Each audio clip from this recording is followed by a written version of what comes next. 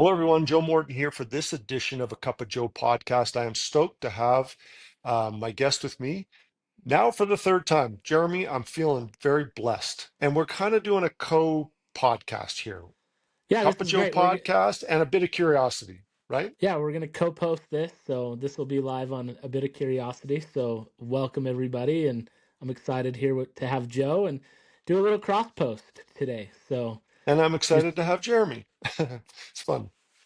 yeah, so this is fun. I'm excited. We've had some conversations over this topic over the last few days, and I think it's we'll talk a little bit about busyness and dive into that. So Yeah, I'm really excited to go into busyness. this. This is an interesting. Okay, so Um, I'm going to do a quick little explanation of my podcast so that for your listeners, and then maybe you can do a quick little explanation for your podcast for my listeners, and we'll kind of go back and forth here. But to Perfect. start off with, my podcast is a Cup of Joe podcast. My name is Joe Morton, of course, and my podcast is really focused on all things health and wellness. I'm in my home gym here, Jeremy.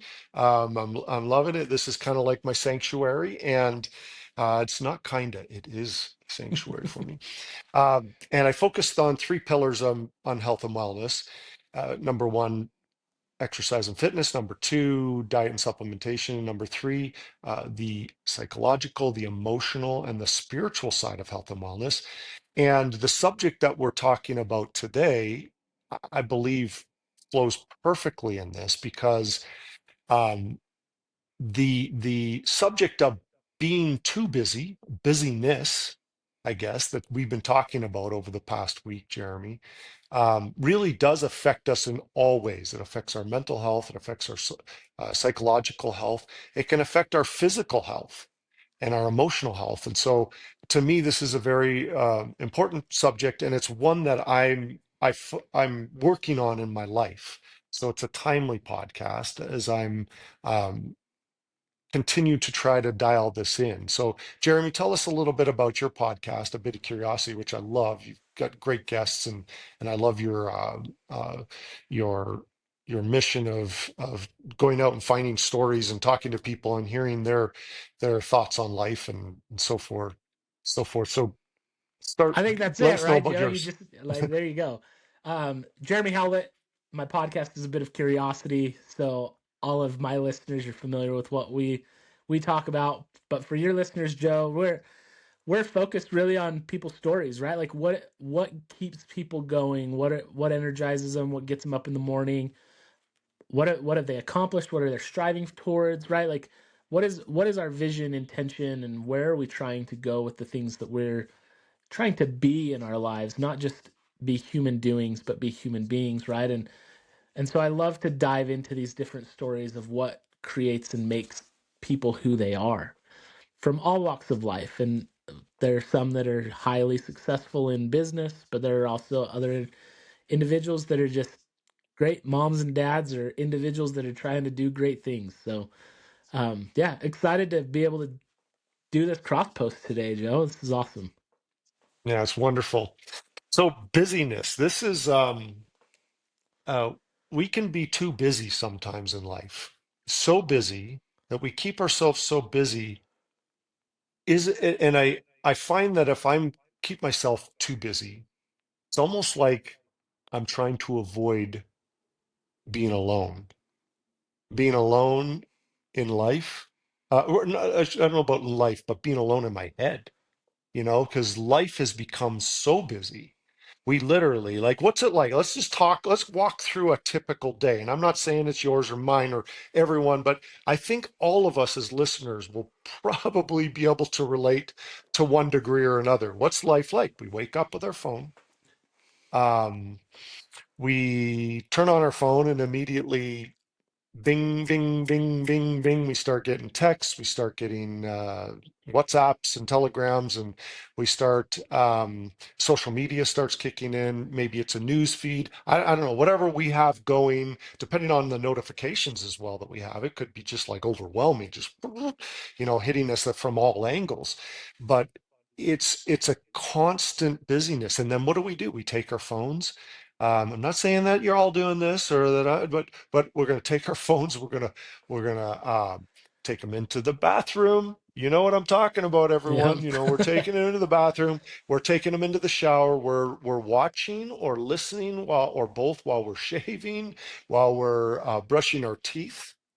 We take it down to make breakfast. Sadly, oftentimes when we're around our loved ones in our own household, we're buried in our phone while we're eating breakfast before we race out the door and race into life. And oftentimes, you staring at our phones while we're walking to our cars, while we're walking on the streets. You get my point. It's just all day long. And I'm not trying to say the phones are bad. I'm not trying to say social media bad, or that's not my point. That's not what I'm trying to say, although we could make an argument some of that. But my point is we just become so busy that we forget to quiet our mind, to find those quiet moments. And then when those opportunities come, we almost don't even know what to do with ourselves, Jeremy. Would that be a correct way of describing it? Like, we don't even know how to be quiet anymore. We don't even know No, how to be silent. We don't even know how to sit with our loved ones and have a conversation, have a breakfast or a lunch or a date night or whatever it might be. yeah, I think like there's a lot there's a lot that we'll get into today, right? But a lot to dive into. But what you just laid out is the consumption of content, right? We're always consuming.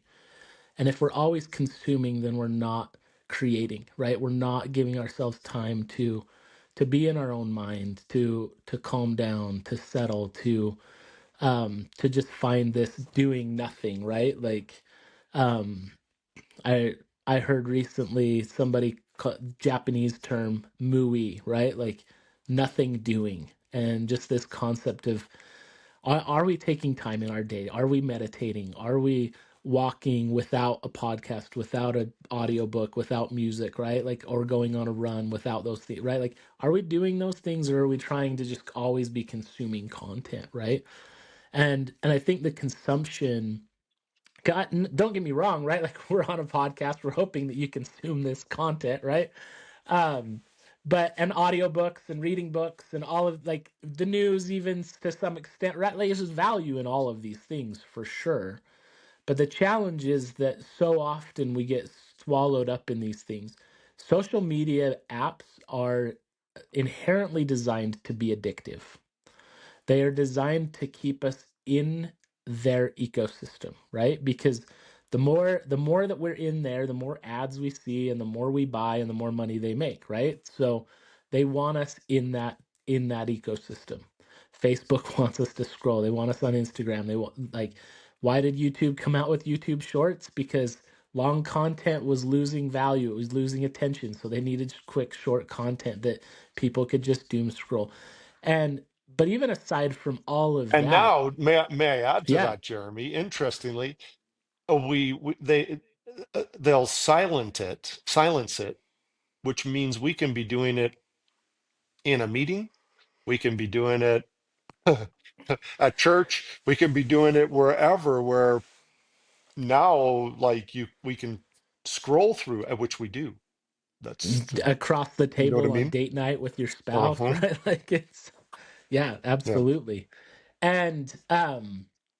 And so there's the consumption of content becomes problematic, right? And so we've got to be careful of that.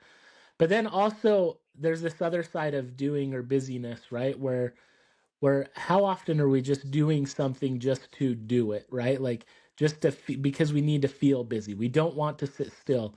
The old adage I remember growing up hearing my mom used to always tell me that like, hey, you can't be lazy. You got to go do your chores. Got to do this because idle hands are this the devil's playground, Hmm. right? And okay, where did that come from? Like, um, and I think okay, maybe there's some truth to that to some degree, but really like meditation, stillness, quietness, right? Like I am literally idle. And I may be meditating for 20 minutes, for an hour, for 2 hours, right? Like and I those can be some of the most precious moments of our existence and experience because we're taking this time to be still and be quiet. But if we're always too busy to do that, then I can't have those moments. I can't have that connection with the divine. I can't experience the awe of the universe, right? Like I miss that because my head's always into something. I'm always trying to do something. I like this quote, and I pulled up this article from Tim Ferriss, and he wrote it about 11 years ago. He says, if you consistently feel the counterproductive need for volume and doing lots of stuff, put these on a post-it note. First, being lazy is a form of lazy, or being busy, excuse me, is a form of laziness, lazy thinking, and indiscriminate action.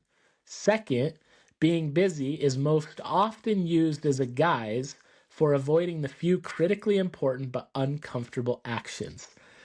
That second one, like that ought to just hit you all with a ton of bricks, right? Like it's like, oh crap, yes, I am putting off that really big important thing that scares me because I don't want to do it. And so, you know what? I've got a presentation that I've got to give, whatever. I'm scared of it. I'm afraid. I don't want to get up in front of my cohorts, what, right? Like, so I'm going to go answer some emails instead. Hmm.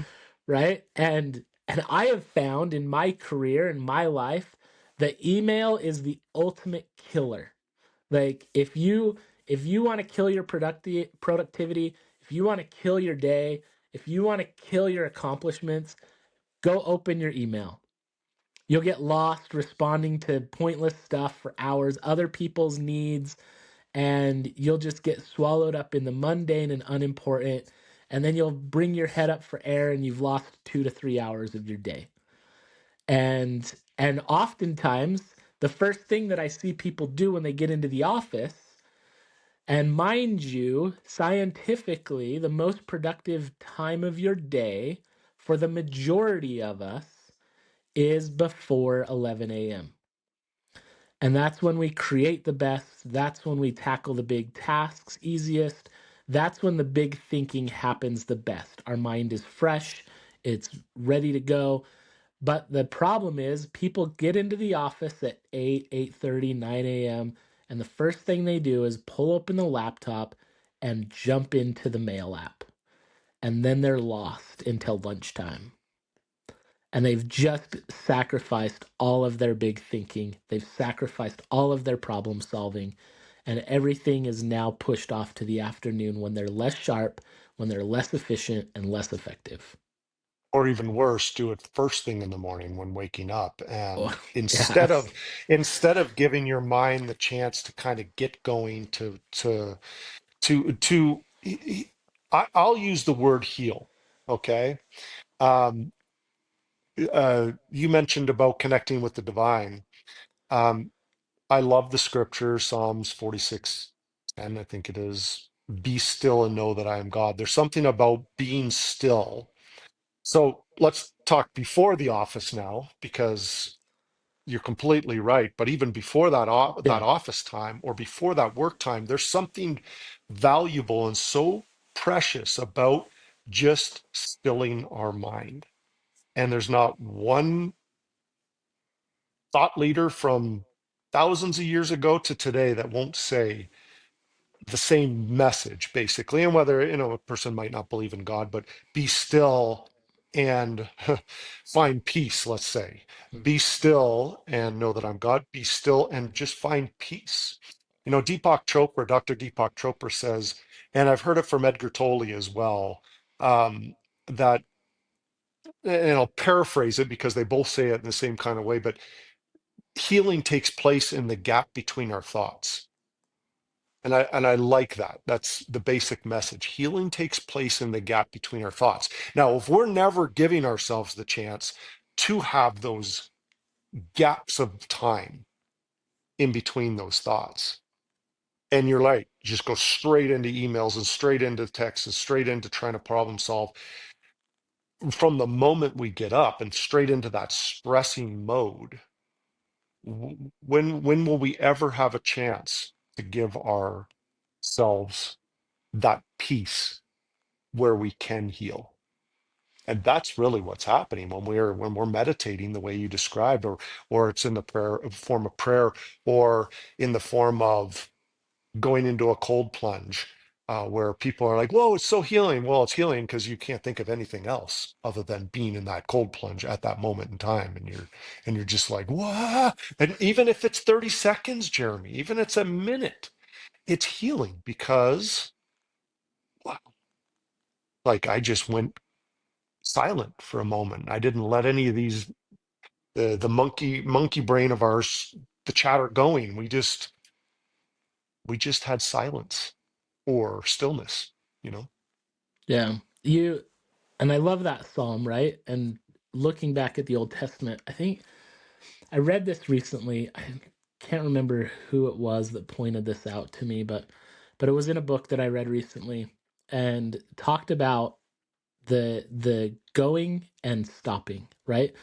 And oftentimes in the Old Testament, God would command the people to do something, but then he would follow it up with be still and know that I'm God, right? Like be still, see the hand of God, right? Like stop. And I think we get so caught up in our lives of going, going, going that we fail to stop and be Hmm. still and let things start to reveal themselves, right? I've I shared on one of your recent podcast episodes, right? And I've talked about this a lot. I've read Michael Singer's book, The Surrender Experiment, twice now in the last Mm. really probably the last 5 weeks. And because I'm really trying to incorporate that into my own life and looking at, okay, how can I surrender more?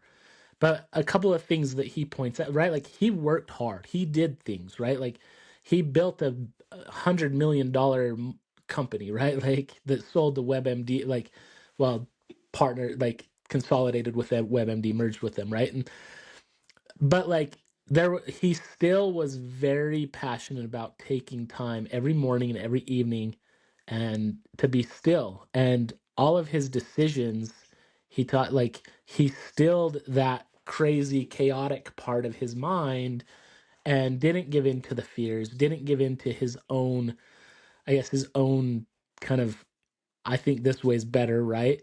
But gave Hmm. in to what the universe was presenting him with, and because he was able to still his mind. And if we don't still our mind, then we're being tossed about, right? Like on this ocean without a rudder or a sail. And at the end, does it really even matter where we end up? Because we're not going to end up where we really want to because we're just being tossed freely. And I think a Hmm. lot of busyness starts very down deep with vision and desire. If we lack vision and we lack desire, we don't have a definition of what success is, then we start to just fill our day with whatever comes and whatever we can be busy doing. Because then we feel like, okay, then I'm productive because I'm doing something. But that's the antithesis of productivity. Just doing something to do something is not being productive. And if we look at it from a standpoint of health and wellness, right? What are oftentimes the first things to go when we feel like we're too busy? First, it's probably our own mental wellness. Second, it's probably our physical wellness. Third, it's probably our closest relation. Well, maybe our next distant relationships, our neighbors, right? Friends. And then it's probably our close relationships, our children, our spouses, right? Like our siblings, etc. And those things go really fast in short order. And because we're too caught up in mundane tasks that really aren't taking us anywhere because we haven't defined what is success to me. Hmm. So what I was thinking about while you were talking just now is we can get so busy as well. I'm going to add to this. We can get so busy that we forget what's most important too. Like there was that um there's that study done in the 70s, Princeton University. I think it was a bunch of seminary students, if I'm getting this correct here. A bunch of seminary students, and they were given a task to give a sermon on the Good Samaritan. And they and this was set up, of course. They're setting this up to see there because they're doing a study on this. So they give they all left from different areas, I guess, on the campus. And one group then, but every one of them, they had three different groups. Number one, there was no hurry for them. They just knew that they had to get to a certain spot to give this sermon They on the were Good told, Samaritan. yeah, they were told where they needed to be, and were told you've got plenty of time to be there, right? Like there was Mhm. adamant amount of time. Yes, and then the second one, they were a little bit hurried. They're like, "Well, you got some time, but you got to rush get over there, but you're not, it's not urgent at the moment, but yes." And then the third one was, "Boy, you don't have much time. You got to get there right now so you can give this sermon on the Good Samaritan." And what they didn't know is each of those groups had a person that was, I guess, acting like they were in distress, laying on the ground, looks like they were not able to move. What are the people going to do? And that's interesting because this is a group that's supposed to do um, a sermon on the Good Samaritan, which the Good Samaritan is basically you find someone on the side of the road and they're in distress. Are you going to stop and help them? And what were the statistics? It was something like Well, the first uh, group was 60% stopped, um, 60%. which is And they had all the fascinating to me time. that They they had had all the all the time to time be and able you to do it. still had Yeah. 40% that didn't stop. Like, Hmm. what was the second group? I want to say the Uh, second group was probably flipped of that. It was probably 40% stopped, something like that. I don't remember and exactly. and then the third group that was rushed and hurried, only 10% Yeah. stopped. And yet it was a their their subject of this sermon is actually on that very thing. And so not to judge these people, look, we all do this. The whole point is this is we just get so busy, and the purpose of highlighting that is we just get so busy that sometimes we can forget what's most important, and oftentimes do.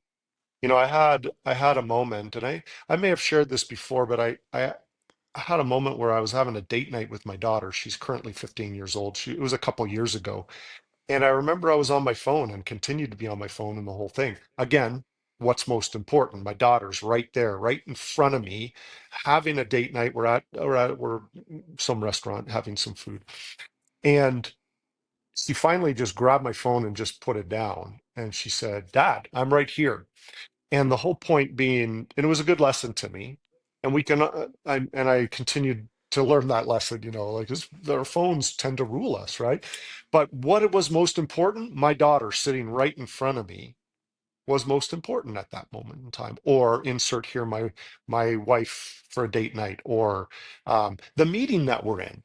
Are we in a meeting that's kind of important and we're trying to solve something at the office and we can't seem to be present enough? That's the most important, and we're focusing on something else, and we missed what's most important. I don't know if that all makes sense, but that's kind of what I take away from that is we can judge these seminary students by, hey, but we can learn from that. We can all learn from that. So, yeah, I think so. The questions that I would ask, right, is like, okay, we all feel busy, right? Like, I'm sitting in a Sunday school class yesterday, and this is kind of it's a carryover of one that we had a few weeks ago, where somebody that taught had brought in they did a little survey question, right? And one of the questions was on a scale of 1 to 5, how busy do you feel like you are, right? And it's skewed very heavily towards very extremely busy, right? Like Yeah. I'm extremely busy. And how often do we respond like, "Oh, how was your day? Oh, it was busy. Today was so busy." And or it's such a busy week, right? Like I'm so glad it's Friday. It's the weekend. I can Hmm. finally rest, right? Like and and I've taught myself over the last couple of years to not be so busy because I don't want to be that person, right? Like I don't like because that kind of sounds depressing to me. Like if I'm always so busy, like am I really happy? Do I really have time to be happy? Like if I'm so filled with this busyness and so I was I was like the only one probably that answered back was like not very busy. Like, okay, yeah, do I do a lot of things, right? Like, am I working on a lot of things? Yes. Like, do they keep me busy? Yeah, but am I really that busy? No. Like, if my neighbor needed me could I drop everything right now? Like, I I'd drop this podcast right now if somebody called me and was in need, right? But how many of us are in a situation where we can do that, right? Like we're not putting ourselves into those situations, and it's tough. And so as I look at that, it's like, okay, there's a major epidemic. Like there's a major problem if we all feel like we're extremely busy. And I get raising kids, having a 9 to 5 job, like those things, like they eat at us. But Richie Norton, who's been on my podcast, has written a great book, Anti-Time Management. And in the book, he essentially shows us how to win our time back. One of the biggest problems that we have, like the scarcest resource that we have, because we never know how much we're going to have of it, is our time. Hmm. Like any of us could end up in the hospital at the end of today. My wife got home from work last night, and a man was brought into the ER, and he passed away last night. Mm. And like none of his family was around, unfortunately. Like hard things like that, where it's like, okay, you don't know, right? Like Hmm. we could end up in the ER right now, like, and our time could be over. And are we gonna sit there in our hospital bed with moments left and say, okay, like I am so happy that I responded to those 75 emails this morning instead of taking 15 minutes to eat breakfast with my daughter. Hmm. Like, I don't know anybody that's going to say that. And But yet we we're make those decisions, sadly. absolutely every day, right? Like, those are the decisions we make every day. And so, really, we need to go win our time back. And what's fascinating to me too, like, we live in a culture, we live in a world where it's getting harder and harder for us to have family dinner together. However, we live in a time that should be easy to have family dinner together because I have all of these digital tools and resources. I don't have to grow my own food. I don't have to butcher my own cattle. I don't have to get up at 5 a.m. to milk the cows. I don't have to go run the plow. I don't have to go to the bank. Like I don't even have to go to the bank anymore.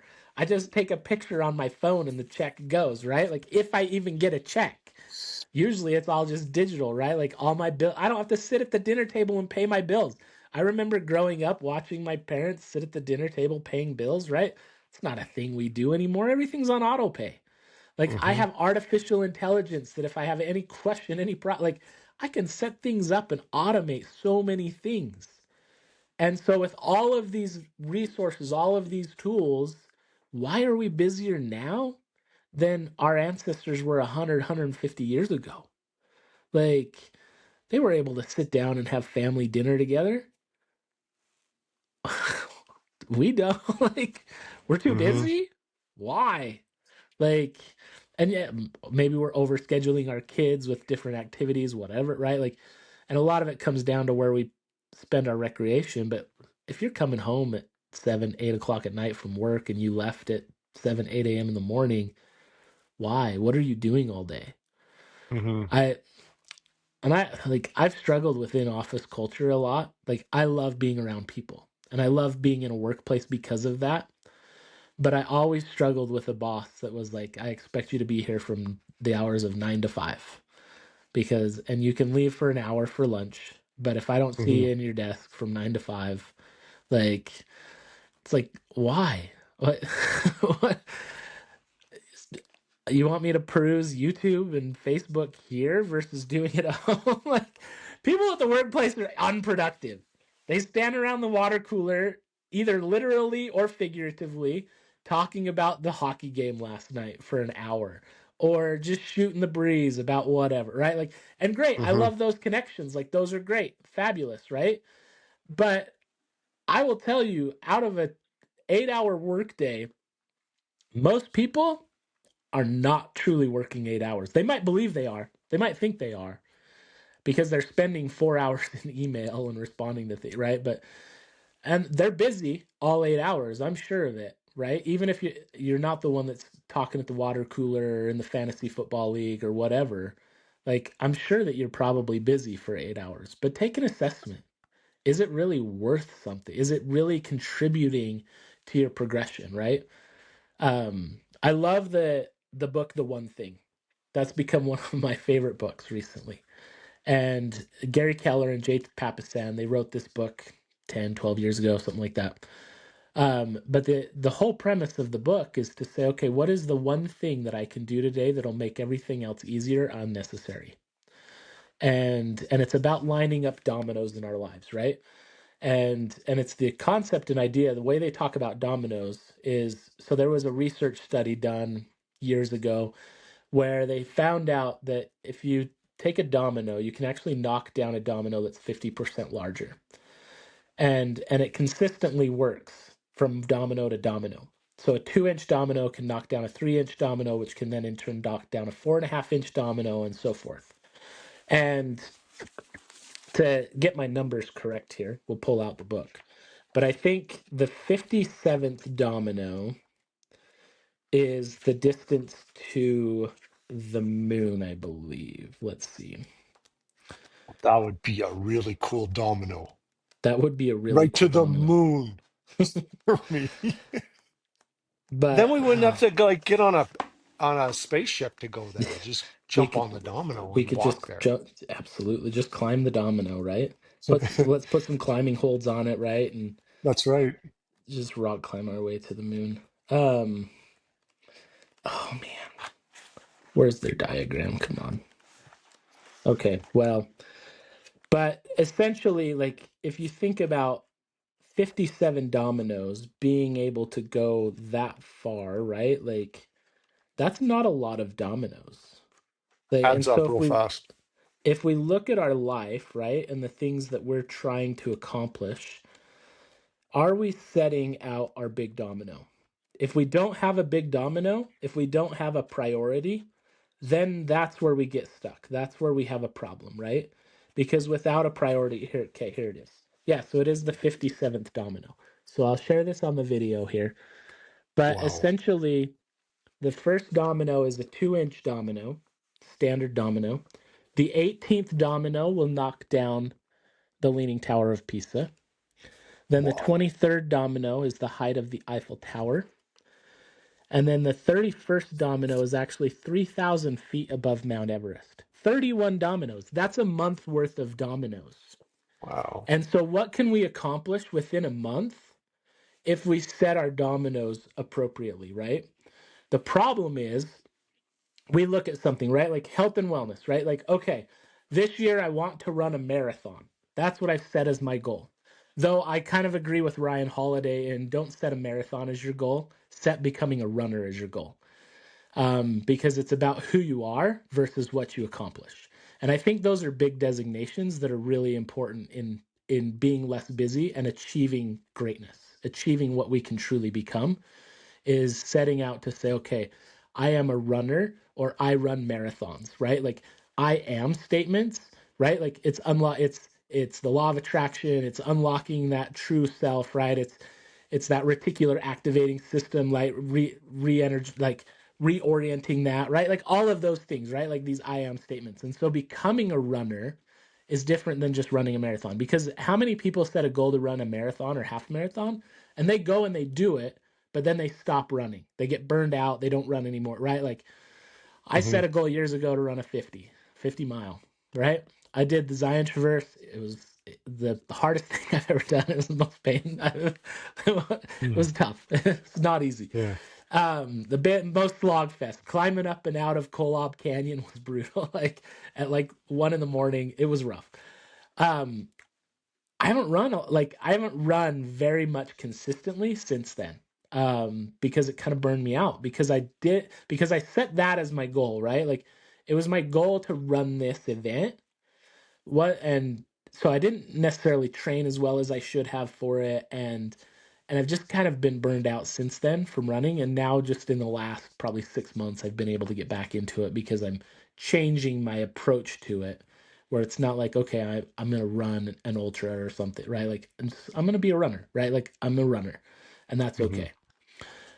But I think it's changing who we are versus achieving what we want, right? And so whatever our domino is, I would say try and align your domino with something that you are being, right?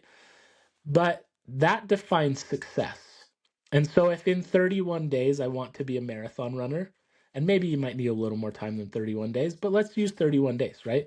Then I look at today and I say, okay, what is the one thing that I can do today that is going to make everything else easier or non important in relation to being a marathon runner? And maybe that means, okay, today is my 5 mile run, or maybe today is my 7 mile run, right? Like, and I've got to do that. Maybe today is a stretch day, maybe it's a yoga day, right? Maybe it's a recovery day, right? Like, but whatever that is, I'm looking at the dominoes that I need to knock down to achieve what I'm striving to become so that I can then knock down that big domino. And I'm lining them up. And that's why a training plan is so good, right? Because a training plan is essentially lining up your dominoes, saying, okay, here's the thing, right? Hmm. And now I know that, okay, this is my priority today, right? When it comes to working out, that's the thing that I need to do. And then I look at, okay, why do I want to run a marathon? Why do I want to be a marathon runner? Hmm. What's the core purpose to it? Is it just so I can check it off my box so I can post it on Instagram? That's not enough of a motivator, sorry. But is it because I want to be healthier? I want to be around for my children. Maybe I want to go do it with my daughter. Maybe I want to, like, maybe it's something that we want to go out and do, or maybe it's something that I want to share time with my spouse or my friends, right? Like those things, right? Like, what is the deeper desire that's going to change it? And it could be as simple as because I want to be healthier and enjoy every day. I want more energy, right? Like, but it's got to have some deep tie that's emotional to your vision. What is my why? That's a great point that Jeremy brings up, that you bring up, Jeremy, because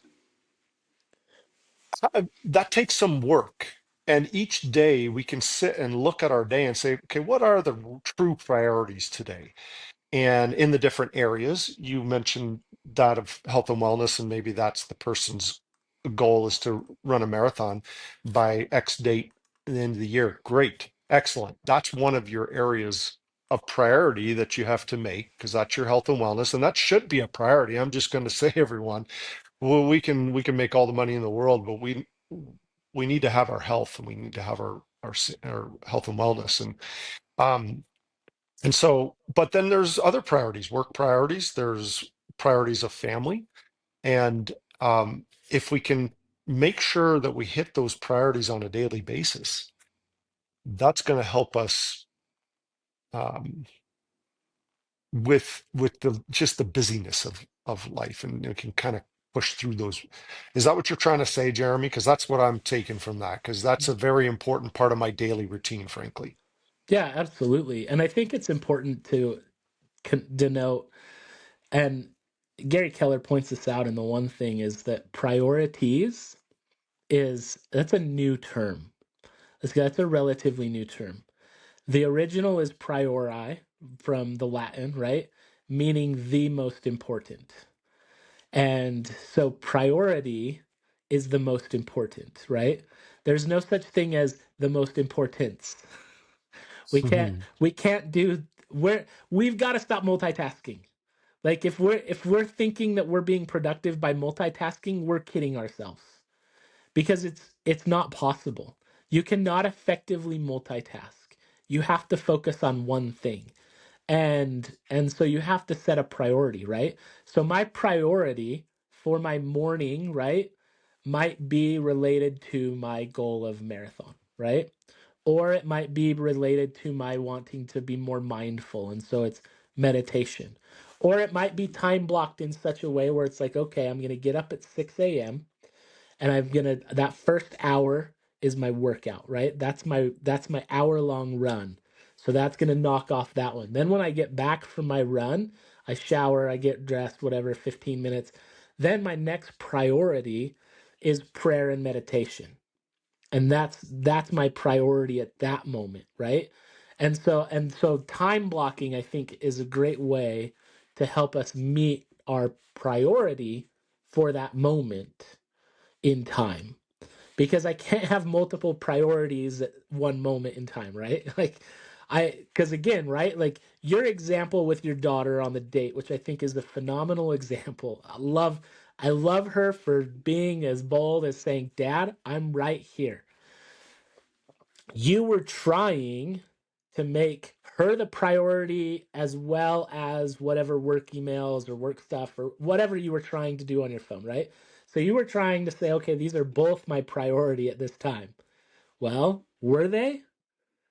No, No, no. she became secondary because the phone became priority. Whatever was going on the phone became priority and she became secondary. Until she said, "No, Dad, I'm the priority. We're here. You took this time out for me. Take the time actually." Hmm. And that's what we need to do to win our time back is we need to say, "Okay, what is the priority?"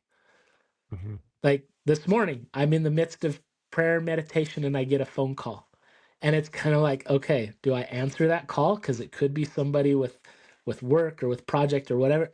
Nope. I press the button on the phone on the watch to silence that, stop the vibrating, because I am in the midst of the priority at that moment. I can call them back later. They'll still be there.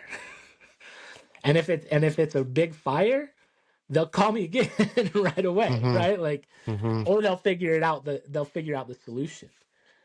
But time block your priority for that moment and then say, okay, this is the domino that I need to knock down. This is the one thing that I need to do during this window that is going to make everything else easier or unnecessary. And I personally like that moment in the morning. Just just saying that I like that. I like to get up early enough where it's quiet in the house, dark at this time of year. I mean, it is just pitch black, and so I've got my dog Blues is usually sitting next to me, um, and I'm just able to prioritize the day and say, okay, I need to accomplish these things today. These are my priorities. And it's a form of meditation almost because you really do have to think about it. I have to think about it, and say, okay, this is what I'm going to accomplish today. And well, this one, if it doesn't happen, that's okay. That's part of the priorities. I can say, well, if it doesn't happen by the end of today, well, I just push that one to tomorrow, but it's going to be on my list. It's just kind of down further on the list. And I find it's like almost a form of meditation to go through the day and say, okay, these are the key points that I have to make. And then that naturally goes in to that next point that you were bringing up, which is about meditation and that quiet moment and to then quiet my mind enough first thing in the morning so that I can be prepared for the day. And it really does make a difference, Jeremy. Like for me, it makes a huge difference to just have that quiet moment and be silent, quiet my mind enough to be silent. And then when the phone, you use the example of a phone call, that can happen, actually, a phone call, or it can be something else comes. I was doing my meditation this morning and it was a guided meditation and I had my eyes closed and I had these messages. There wasn't a phone call, but they were text Oh, they're messages coming. reading And in so on yeah, yeah. so I'm like bing bing, and I was like, and I just kept doing this. I was like quiet, and then I'll be like, like open my eyes. And it was interesting in the meditation. She says, if you find your mind wandering, that's okay. Just come back. And so I'm kind of doing this little peekaboo out of my eye, like, what was that? The text, because it comes up on my computer. I was like, oh, what was that? And I'm like, nope, nope, nope. What was that? Nope. And it was ping, ping, and it was a group text that I'm on. And sometimes you get a big enough group text, they're just boop, boop, boop, boop, boop, boop. Yeah. And I just fought the urge, and it ended up being a really nice, and the binging kind of the texting slowed down after a few minutes. And then I just kind of took in a couple deep breaths and was able to finish that meditation, and it ended up being a beautiful meditation. But I also chose, and I think that that's important, that if we're in that, of course it's an emergency and something, you got to take care of whatever that emergency. But most cases in that kind of a situation, this is not an emergency. It's just you Yeah. can, like you said, you can address it later. Well, there's the next level to that too nowadays, right? Like, and it sounds like you don't have this feature set up on yours, but but Siri will audibly read your texts for you No, I when you're have wearing that your too. when you're wearing your I have AirPods, that too. which I love when I'm biking or skiing, frankly. Like it's like because if my wife or kids text me, right, then I don't Yeah, have to that's a check good. the phone, right? Like it'll just read through. But if I'm out on Mhm. a walk and I'm doing a prayer walk or I'm in meditation or I'm listening to an audiobook or something and then they read through, it's like, okay, total Mhm. disrupt my Yep. flow there, right? Like but yeah, Yep. so when you plan out your day, Joe, are you using any, is there software like apps that you use or a process like do you use the old Franklin Covey planner? Like what does that look like for you when you're planning out your day? You bring up Franklin Covey. That's interesting because I did use that growing up as a teenager and in my early years because that's what only thing was available. Yeah. And my father was he recently passed away, but telling you he had that Franklin planner with him everywhere he went, everywhere. Jeremy, I'm not, there's no exaggeration,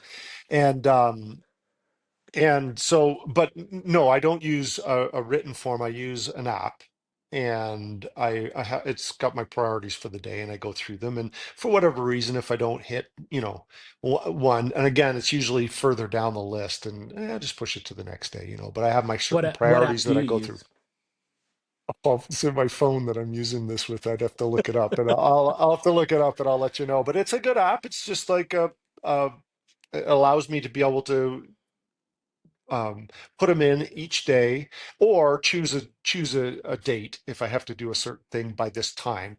I just stick it in and it's due Friday or whatever the day is. I'll put it in there, and so that's one that can push out. But I'll oftentimes, if it's due on Friday, let's use that as an example, and it's a Monday, I will also put stuff in there like, okay, this has to be done. This has to be done in preparation for this one to be done. So I'll have little to-dos and priorities that are building up to that one, if that Yeah. makes sense.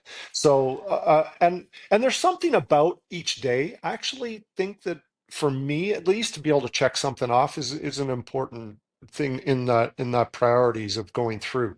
But doing that first thing in the morning, it really does uh, cause us to look at it and say, is this really important today?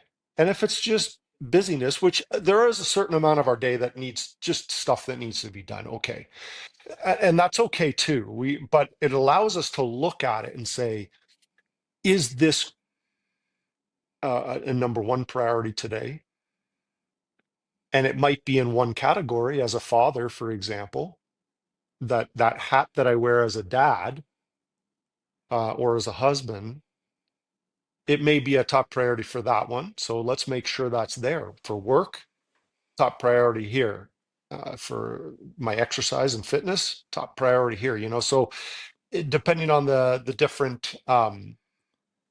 uh, the different roles that we play, we have those priorities. But Yeah. but I'm going to throw out here one priority should be us.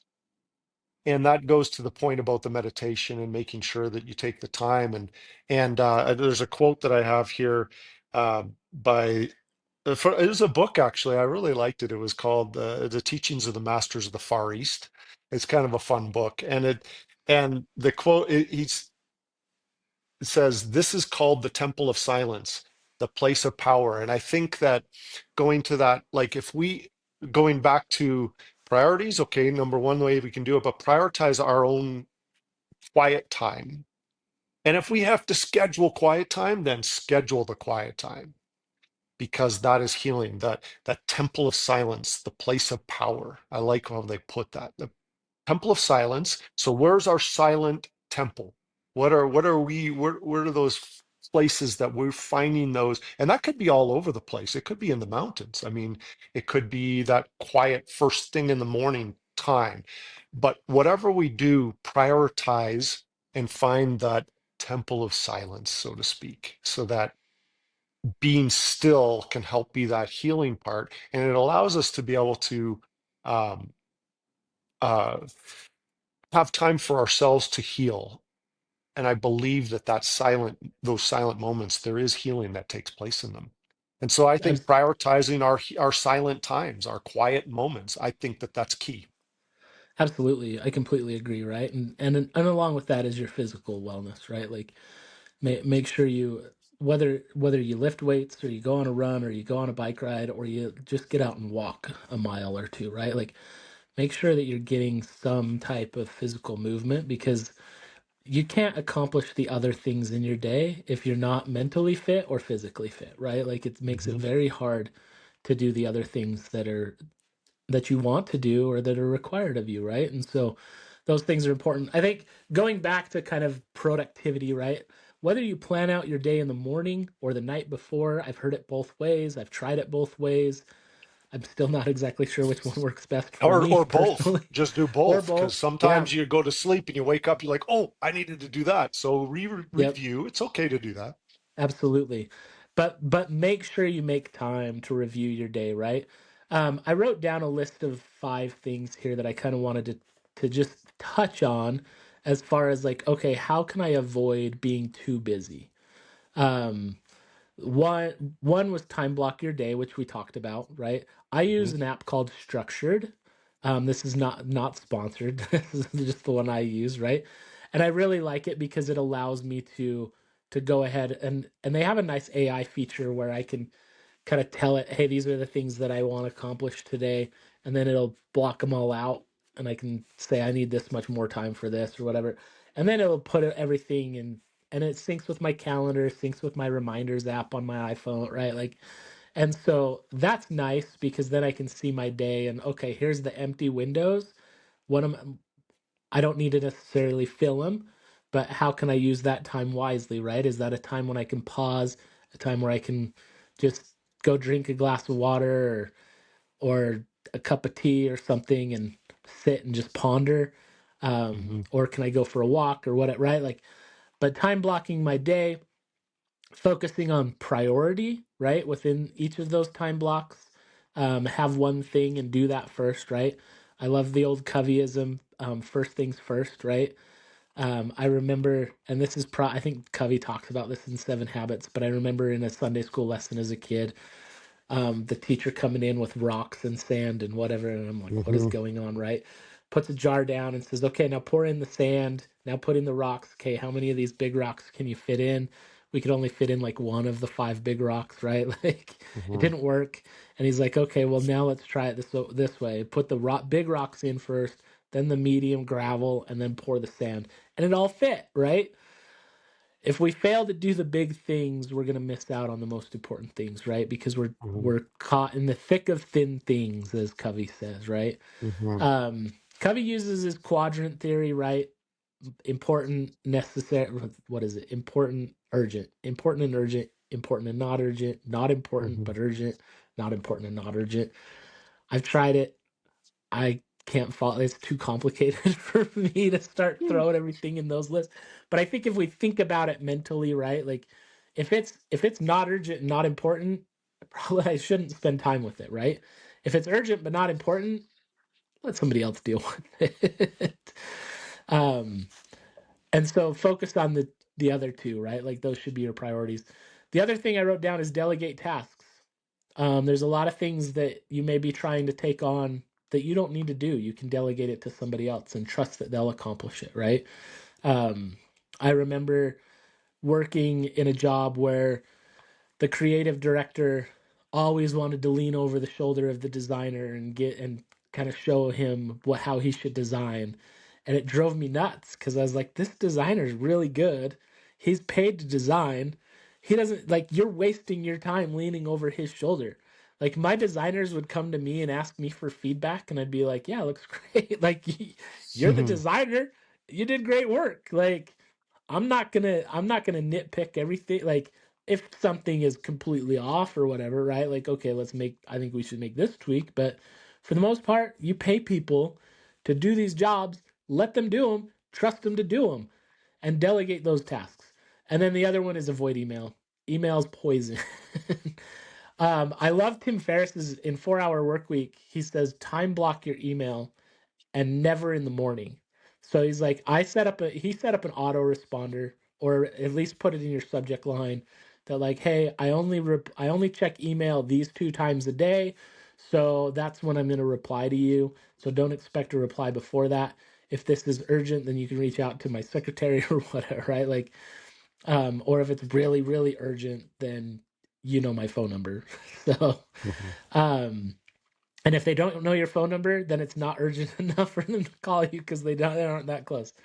Mhm. But email can become poison because you can get locked into it. And so I love the idea of saying, okay, I'm only going to check email at 11 from 11:45 to noon, and then again from 4:30 to 5. And Mhm. those are the only times I'm going to be in my email. Um, One of the things that I would do, that I would highly recommend people do is don't ever send people email before 10 a.m. because they, especially if you're their boss, because they feel obligated to respond to it. And now you've taken them out of their flow and out of their moment of creativity. So never send an Mhm. email before 10 a.m. and never send email between 5 p.m. and 8 a.m. the next, well, really 10 a.m. the next day, right?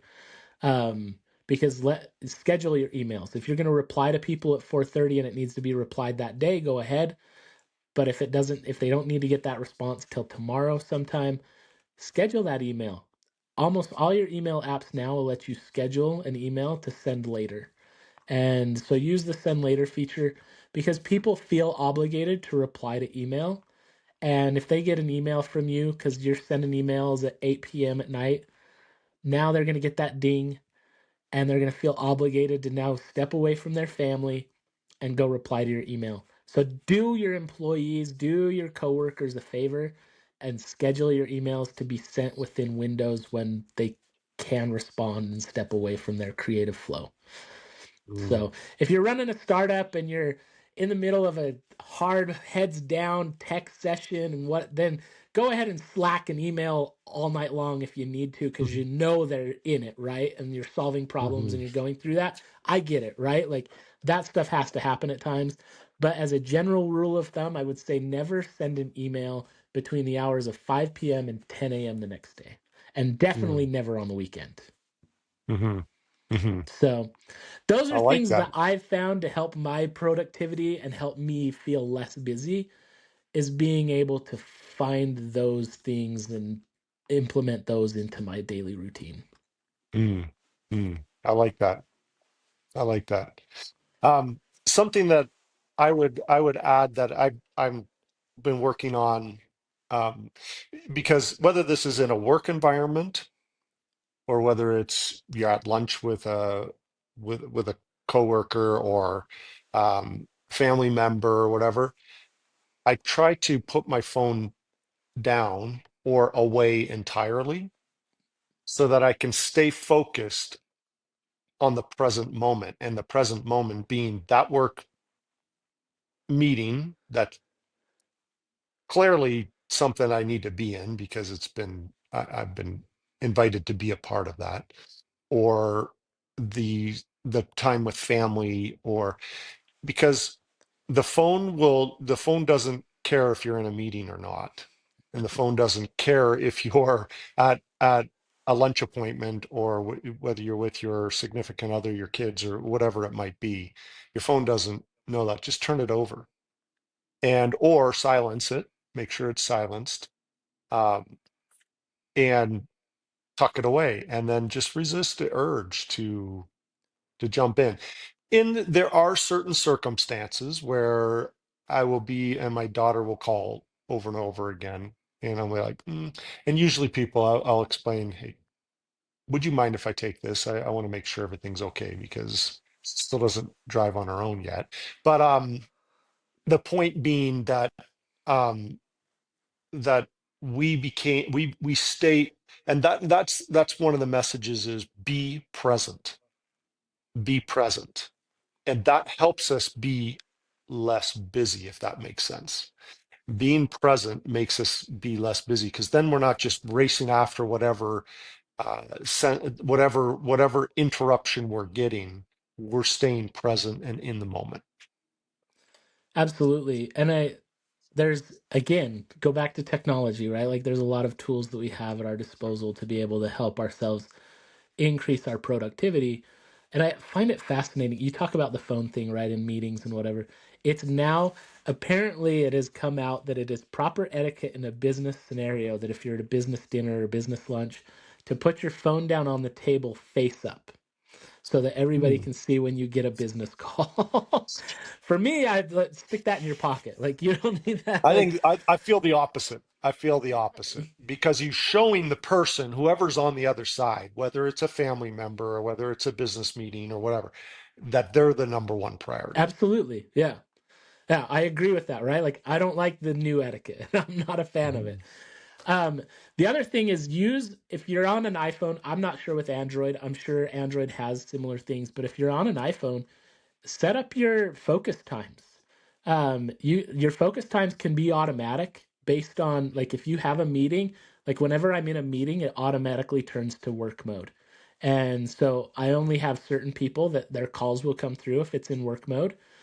And it's pretty much my wife and kids, because if they have to call Hmm. me at that time, it must be urgent. They know that okay, just call dad if it's urgent. I have Hmm. bedtime mode so that I don't get dings while I'm sleeping, right? Hmm. Um, and then do not disturb if you need complete silence, right? Like if you need to just, okay, I need 30 minutes to just be present and be in meditation or what, use your do not disturb, right? Like, but you can set it up so it's automatic in a lot of cases, either by time or it's smart enough with Apple AI where it can learn, okay, this is the work meeting because they used this email on this calendar, right? Like, and it'll put you in the right mode. And that helps alleviate a lot of those unnecessary distractions as well. So, Hmm. sometimes the family group chats get a little carried away, as, as you mentioned, Joe, right? Hmm. Um, but I think, like, before we kind of wrap this up, and you probably have a couple more things you want to cover, Joe, but I want to hit on a few things that. So I referenced Tim Ferriss's blog article from 10 plus years ago, but I really like what he points out, and I'm going to run through each of these. I think he's got 7 points here. Um, oh, sorry, it's 8. But I just want to hit on each one of them really quick because I think each of these help us increase our overall productivity. One is wake up at least an hour before you have to be at a computer screen. Again, email is the Love that. mind killer. Two is make a cup of tea. It doesn't have to be tea. Maybe you just I'm a huge fan of drinking a glass of water right when I wake up because our bodies, we lose moisture while we're sleeping, right? Like let's replenish that, hydrate, Hmm. right? Glass of water right before we wake up. I personally have gotten into just cacao in the morning, so I drink like steeped cacao essentially and so that's my morning. Sit down with a pen, pencil, and paper, so going to paper, not necessarily the computer. Write down the 3 to 5 things and no more that are making you most anxious or uncomfortable. Um, they're often things that have been punted from one day's to-do list to the next, to the next, to the next, and so on. Most important usually equals most uncomfortable. So write down those 3 to 5 things that make you most uncomfortable. 4 is for each item, ask yourself, if this were the only thing I accomplished today, would I be satisfied with my day? Again, kind of going with that one thing, right? And then will moving this forward make all the other to-dos unimportant or easier to knock off later? Very much the one thing, right? Like, does this one thing make everything else easier or unnecessary? 5, look only at the items you've answered yes to for at least one of these questions. Block out at least 2 to 3 hours to focus on one of them for today. So I like this pattern of saying, okay, these are the things that I've really kind of pushed off because I'm kind of uncomfortable with tackling these tasks, right? Maybe you've got it on your to-do list to launch a podcast. Maybe it's to write that blog post. Maybe it's to post that image, that photo that you took last week on social media. Maybe it's to give that presentation to your boss for why you need a raise, right? Like whatever it is, it what are those things that you've kept pushing off? Write your list of 3 to 5 of those and then ask yourself those questions, right? And then okay, now put down the 2 to 3 hours today to focus on those things. And then he goes on, he says, to be clear, block out at least 2 to 3 hours to focus on one of them. This is one block of time. Cobbling together 10 minutes here and there to add up to 120 minutes does not work. You've got to get yourself into flow state. And the only way you're going to get into flow state is with a devoted 2 to 3 hours of time. And so set that time. If you get distracted or start procrastinating, don't freak out and downward spiral. Just come back, gently come back to your one to do. I like that. I think that's so good. And that could be applied to, okay, I'm trying to meditate, right?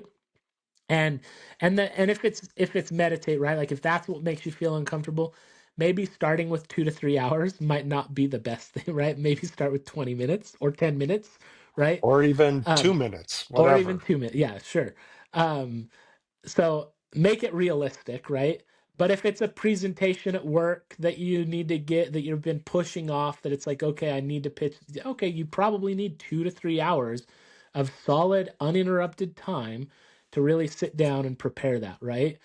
Or if it's or if it's that new website for your side hustle or whatever it is, right? Like set aside that time, block it out and say, okay, this is the one thing that I'm going to focus on today and go tackle that. Get it off your to do list.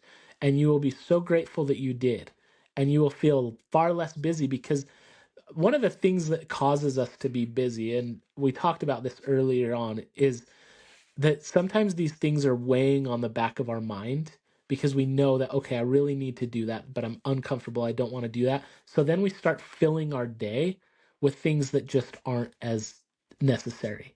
They're mundane. And then we feel really busy because I'm weighed down by this one or two things that I know I need to do. Those are the most important things, but I don't want to do them. I feel uncomfortable.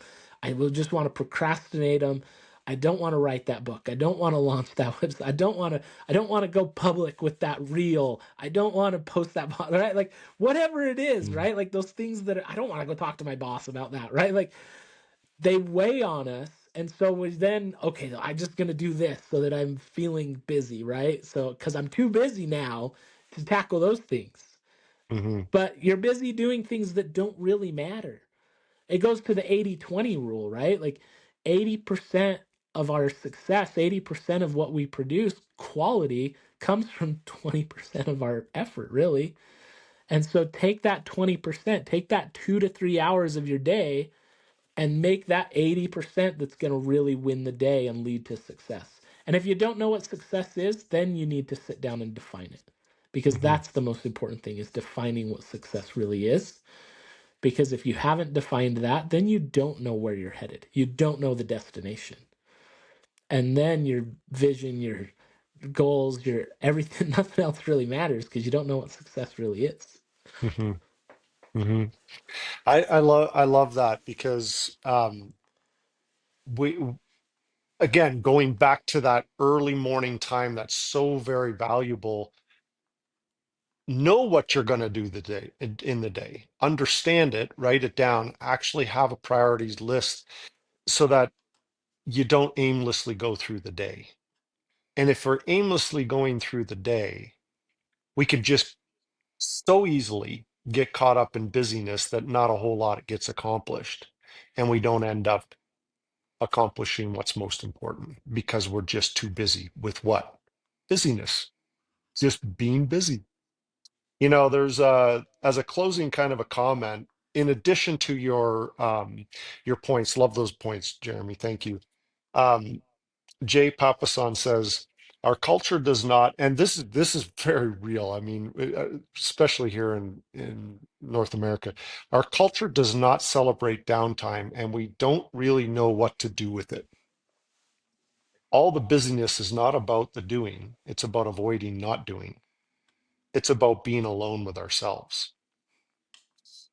I think that's a very powerful statement because the very thing that can be holding us back from becoming more of who we're meant to become is being less busy in the things that don't matter. As we get so caught up in the busyness of things, um, Albert Einstein says, I think 99% of the time and find nothing. I stop thinking, swim in silence, and the truth comes to me. This is Albert Einstein, Yeah. Jeremy. This is Albert Yep. Einstein talking. that he's thinking 99% of the time and nothing's coming. And it's in that swimming in silence, as he says, swimming in silence, that the truth comes. Are we so busy in our lives? And I want us all to think about this. This is something that hopefully you're going to take away from this. Are we so busy in just being busy that we cannot, and really, like Jay's saying there, maybe we're secretly trying to avoid being silent because we don't even know how to be silent. We don't even know how to be in our own head and to find those moments. And by doing so, like Albert Einstein says, we miss out. He's not saying we miss out, but that's what I'm taking from it, that we miss out on the truth coming to us. And so I'm going to add to it as the things to do, prioritize, find ways to prioritize you each day. Absolutely.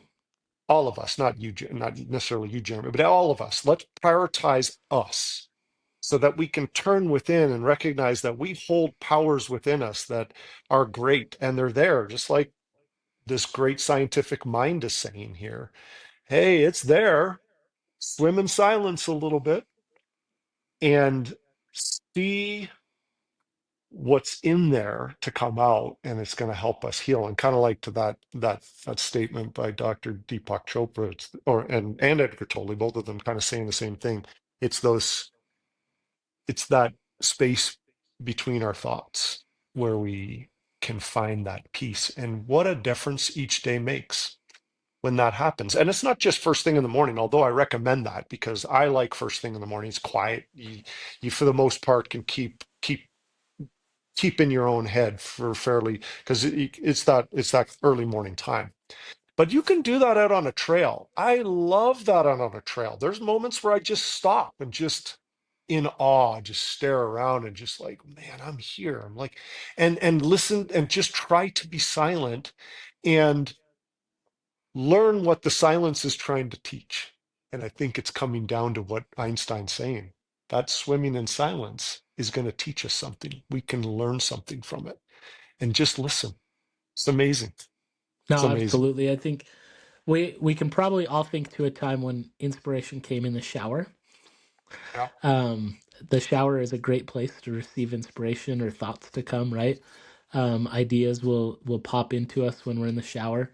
I think for two reasons. One, it's we're actually still and we're in silence, right? Unless you've got your Amazon Echo in there playing blasting music or whatever, right? But if you but it's that moment where we're just there, we're present, right? But also too, we're fully vulnerable. We're naked, we're there, we're just completely present in the moment, Hmm. right? Hmm. And I think those two things combined make shower time a really powerful time for ideas to flow. But we can take lessons from that. I'm not saying necessarily go out in the mountains and meditate naked, but go find those moments where you can be still. We were having a conversation with our kids last night, and I was challenging them to make prayer more of a routine in their lives, and I brought up, I said, even when you're driving, and my 12-year-old looks at me, she's like, "What?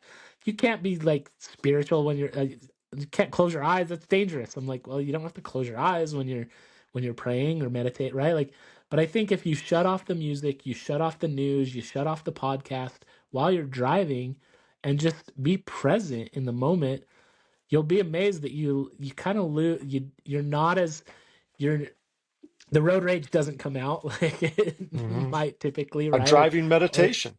or you're not as frustrated, right? Like, and I found a lot of good inspiration while driving.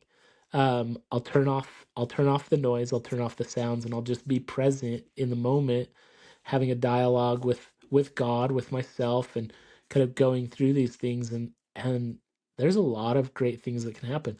Walking meditations are powerful for me. Walking prayer, um, and but yeah, it's prioritizing ourselves, our mental and physical health is going to make us be more present in everything else that we do throughout the day.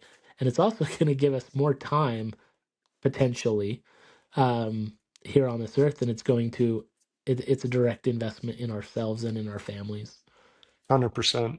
I encourage everyone to, like Jeremy's given some great tips here, some great points, and find ways to prioritize each day, but do not forget that you need to prioritize you and that alone time, that quiet time, so that you can find ways to swim in the silence.